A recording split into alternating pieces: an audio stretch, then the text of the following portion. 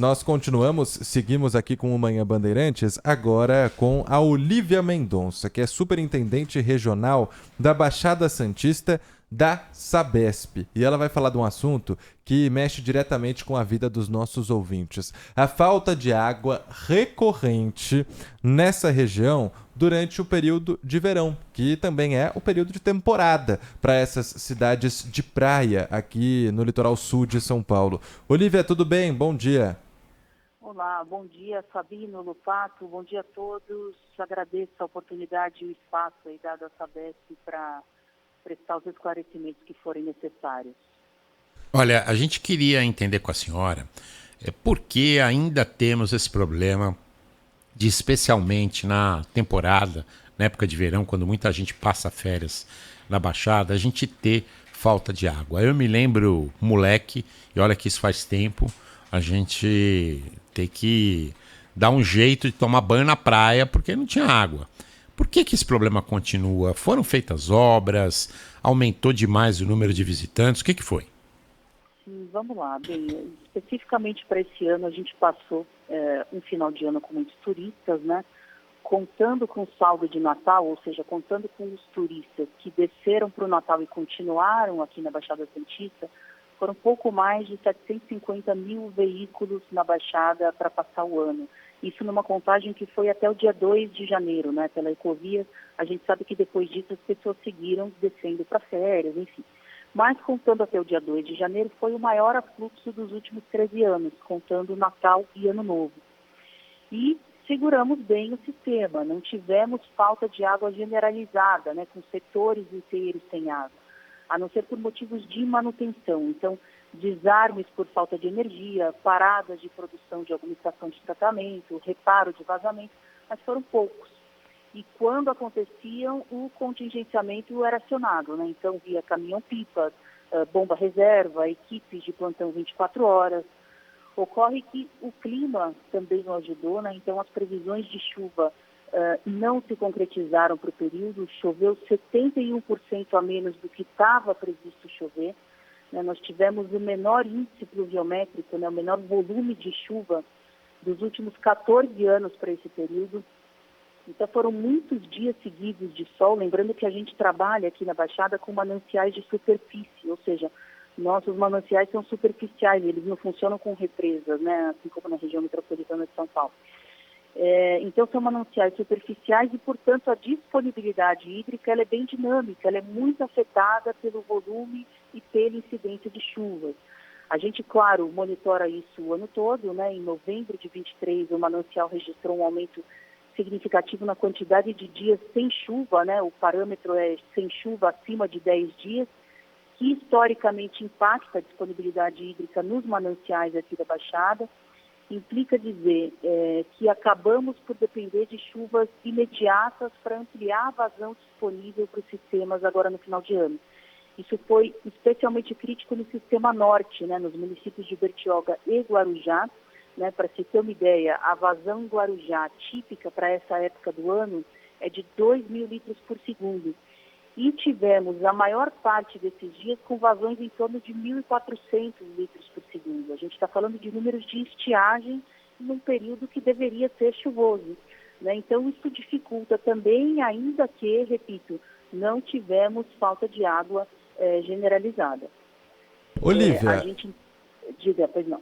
ou seja, pelo que eu tô entendendo, na verdade depende da chuva e não há o que ser feito para que passe a ter algum sistema próprio para não ter que depender do nível de chuva ou se vai cair água ou não vai, depender de São Pedro, essa que é a verdade. A notícia que a gente tem para passar para o morador da Baixada Santista, para o turista que quer passar a temporada de fim de ano, começo de ano por lá, é que assim, espere que chova, senão pode faltar água, é isso?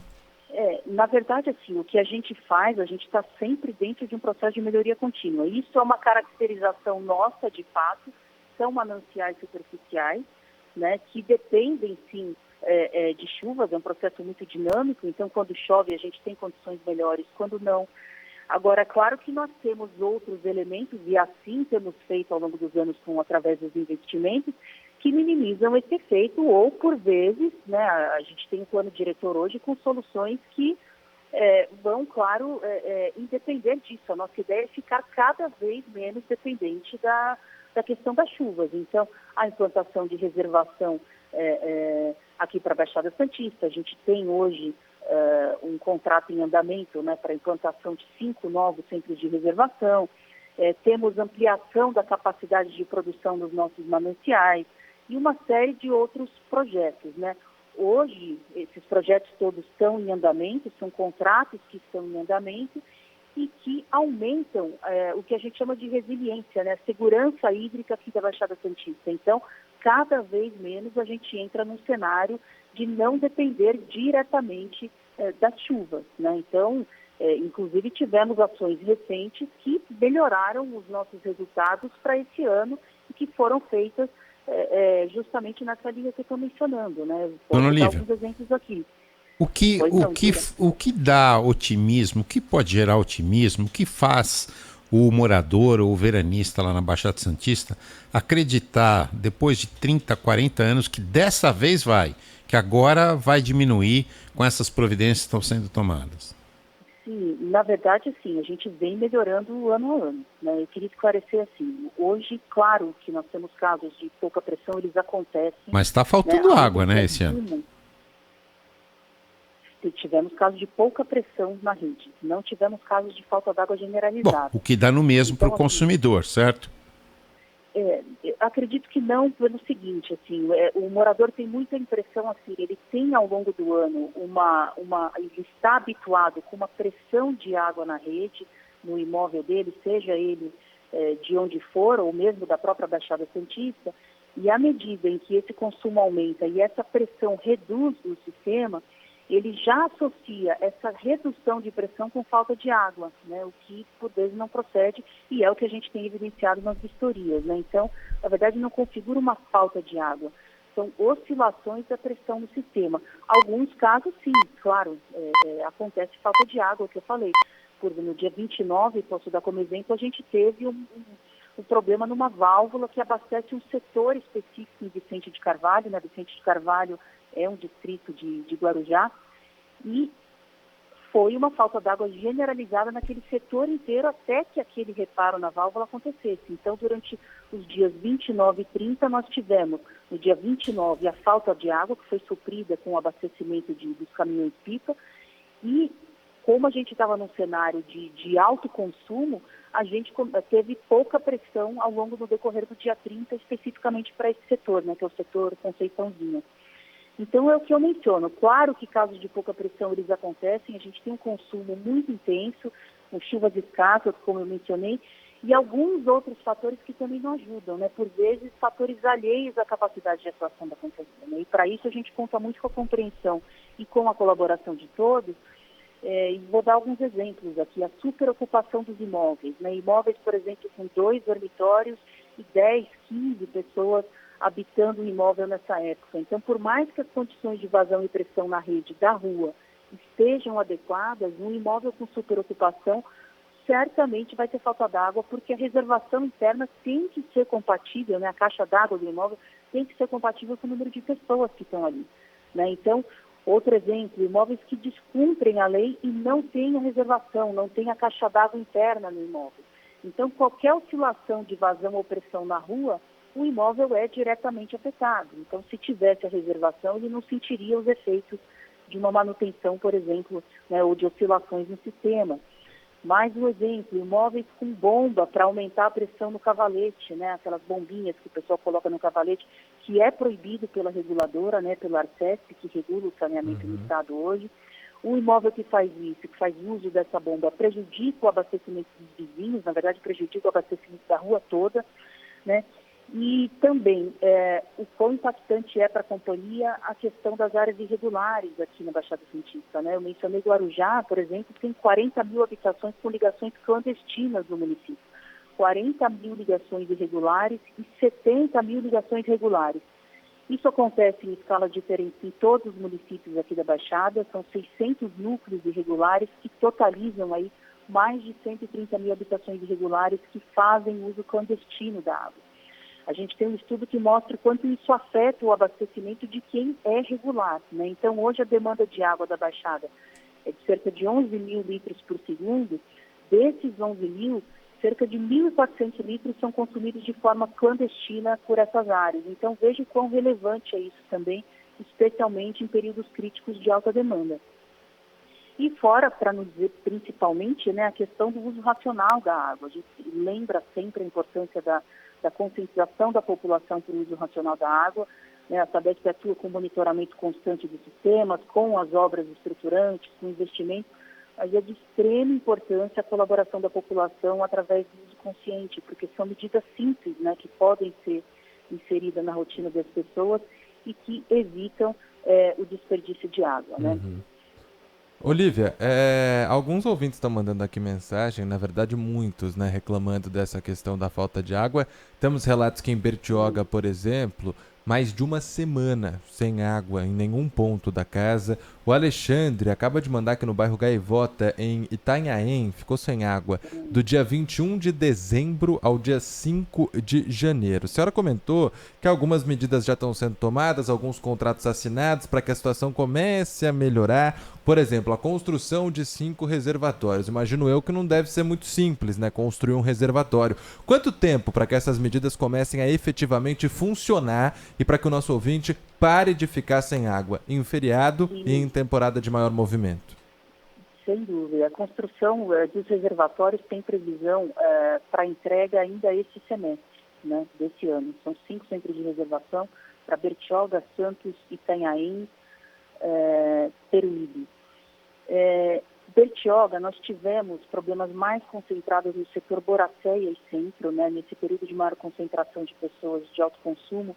Eu expliquei o calor excessivo, né, com ausência de chuva, que afeta os mananciais, que tiveram sim impacto em Bertioga. Nos dias finais do ano, nós tivemos a ocorrência, né, com uma das bombas que fazem a distribuição no setor Boracéia, que danificou, né, nós tínhamos uma equipe de prontidão e a bomba reserva para troca, mas o serviço leva algumas horas, né? E levar algumas horas nessa época de grande demanda é muito impactante, né? A retomada do sistema é sempre muito mais lenta, muito gradual, né? Em dias normais, isso jamais teria sequer sentido, mas a gente estava com a cidade cheia e essas poucas horas de manutenção foram suficientes para entrar essas ocorrências no sistema, né? A gente trabalhou lá também com contingência, né? Com abastecimento via caminhão-pipa, e muitas providências tomadas no município por planejamento da temporada, né? Então, em Bertioga, a gente teve uma locação de unidade de ultrafiltração para Itapanhaú, que dá uma vazão aí, de 50 litros por segundo, melhorias na ETA Costa do Sol também, que tem 50 litros por segundo, muitos investimentos previstos também daqui para frente para a garantia, né, da eficiência que a companhia busca, inclusive para essas situações de grande demanda. Então, a gente tem ampliação prevista na produção da ETA Itapanhaú, com um aumento aí para 340 litros por segundo, previsto uma adutora de interligação do sistema Itapanhaú para Furna-Pelais, né, são setores de lá. Na ETA Costa do Sol, o sistema Furna-Pelais também, o reservatório que eu mencionei que está em andamento, né, em Boracéia, que é justamente esse setor mais crítico de 5 litros por segundo. Então, são diversas ações de investimentos que a gente que são importantes destacar e que a gente entra num processo de melhoria contínua sempre.